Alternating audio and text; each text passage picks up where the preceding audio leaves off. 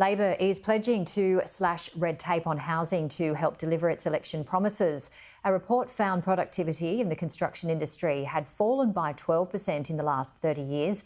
Housing Minister Claire O'Neil is pushing to repair the collapsed sector as the government faces pressure to boost housing supply. She says it is improving despite surging costs and insolvencies.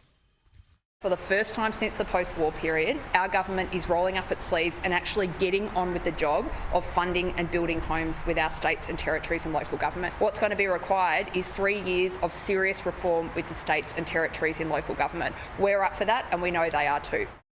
Economists are predicting house prices will increase as the Reserve Bank cuts interest rates. Well, joining us live is Simon Croft from the HIA. Simon, thank you very much for joining us. Yes, are you in agreement with the current Labor government in terms of they are going to fix this housing crisis?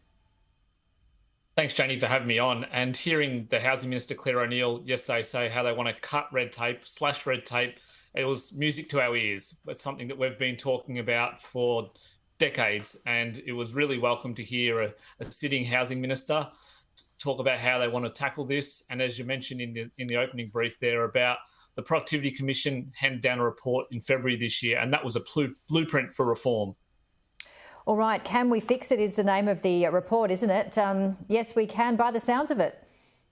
Yeah, it's a bit Bob the Builder, in Can We Fix It? And, this actually said, across our regulation creep over 40 years, while one piece of legislation might be good in principle, how that cumulative impact of all of these changes get brought in and what does that mean for construction costs and time and the complexity, Janie. So a lot of the time people talk about the costs of it, but it's the additional time spent for the builders. They're spending more time in the offices having to review new rules and regulations and actually being on site with the nail bags on and laying the slabs to get these homes built. Yeah, it's also time. It's also, people and tradies and so forth, and having the products to use it as well. So it's an ongoing, and there's a wide range of things here, aren't there? Yeah, absolutely. And probably the other piece is, whilst the policy design might be good in principle, implementation's key, Janie. To timing, the support mechanisms, the education, the training, rather than just putting the legislation out. So just for instance, a brick wall, there's 20 standards that apply just to a single brick wall. There've just been a proliferation of more and more regulations coming onto it, and that implementation is often seen as an afterthought. Whereas when we talk to government, what we want to say is implementations as critical, if not more critical, than the design of the policy itself.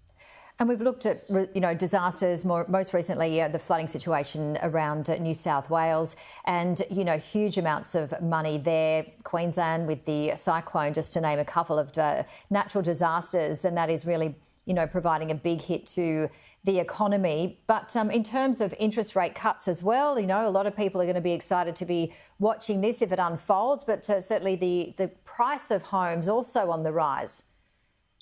Absolutely. And so the interest rates we've already seen, our volume builders are already reporting more clients coming through the doors, more confidence back in the market. So that's positive, it makes it's a bit of a chicken egg for them. They want to take on more projects and bring on more staff. But if they don't have the forward pipeline of work, then it's they're hesitant to make that investment.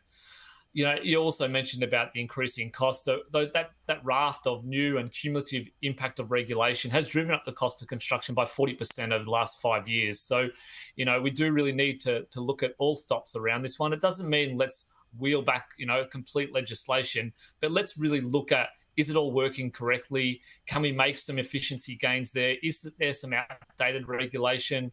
How can we streamline our planning approvals and the rezoning around it, because it's taking far too long to get those single homes built and delivered and approved. Often our members talk about that they can actually, build the home faster than they can get it approved.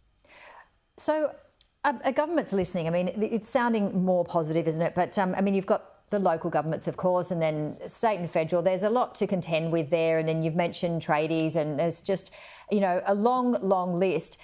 But I guess, you look at the flood-prone areas in New South Wales, for example, the exorbitant interest insurance premiums that people are having to pay. People are sacrificing paying for insurance, and we've certainly seen and spoken to so many farmers in that instance as well.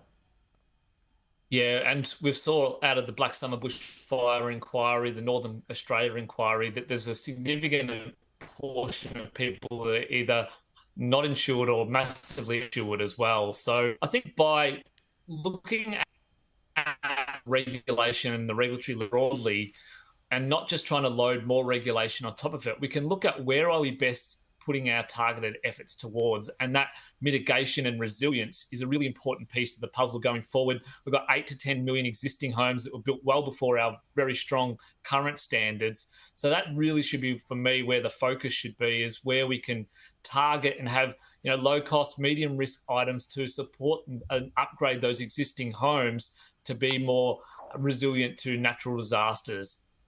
All right, Simon, thank you as always. Great to see you.